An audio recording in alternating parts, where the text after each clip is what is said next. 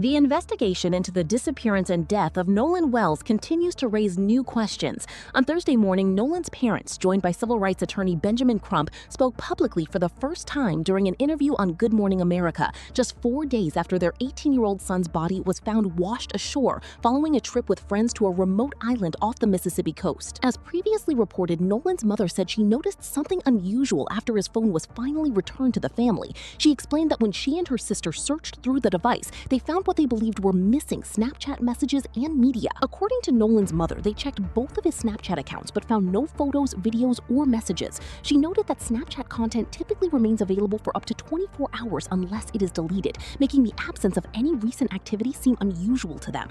She added that even her sister commented that the situation appeared suspicious. The family also revealed that Nolan's phone was not voluntarily returned to them. Instead, they said they had to locate it using a tracking application.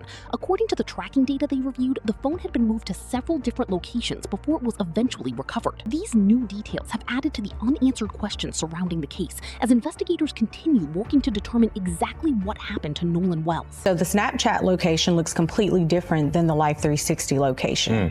So when I pulled up Life 360, it was different, showing everywhere the phone had been. I was like, well, it's showing that he's back on land. I'm not. He was like, but no, he didn't come back with us. Well, how were you able to get the phone? So we tracked it, and my friend Tashima went and picked it up. It wasn't like they said, we got his phone, they tracked it. And that highlights all these contradictions. As new details continue to emerge, attention remains focused on the group of friends who accompanied Nolan Wells to the remote Mississippi island. The case has also drawn increased scrutiny toward the Jackson County Sheriff's Department after officials said they have not found evidence of foul play at this stage of the investigation. However, questions remain because reports have indicated that an argument may have taken place on the island that day and that Nolan was allegedly involved. Nolan's family has expressed a lack of confidence in the initial investigation, which led them to seek an independent autopsy. The effort has received support from former NFL quarterback and activist Colin Kaepernick. Attorney Benjamin Crump confirmed that Nolan's body was transported to Washington, D.C., where an independent medical examiner with no ties to Mississippi law enforcement is conducting a separate examination. Crump said the family wanted an independent review to ensure the findings would be free from any potential conflicts of interest. He also questioned the early suggestion that Nolan may have drowned, arguing that no one at the scene reported witnessing him drown, and said the available information does not yet provide a clear explanation of what happened. As the investigation continues, Nolan's family says they are determined to find answers and are awaiting the results of the independent autopsy. Now they saying that Nolan Wells is presumed to be no foul play involved. Now that was quick, number one. Number two, in all of this right here, his family got smart and they said, you know what, we're gonna do our own investigation, which as they should. Now Jackson Sheriff's Department or whatever, they trying to act like, oh, it was no foul play involved, maybe he just drowned or whatever. You mean to tell me that Nolan Wells told his friends, hey guys, you guys can go ahead without me, I'm gonna catch another boat with somebody else. Oh yeah, and by the way, can you guys get my phone to my mom? The fuck out of here. That don't make no fucking sense.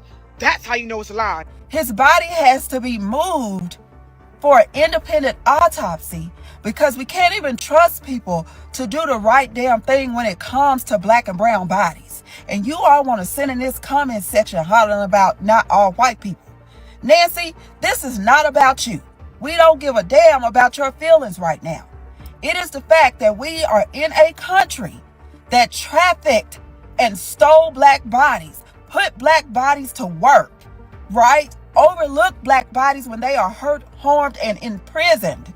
And now there is a separate autopsy that has to be done because everybody else that's not black or brown is closing rank and lowering up.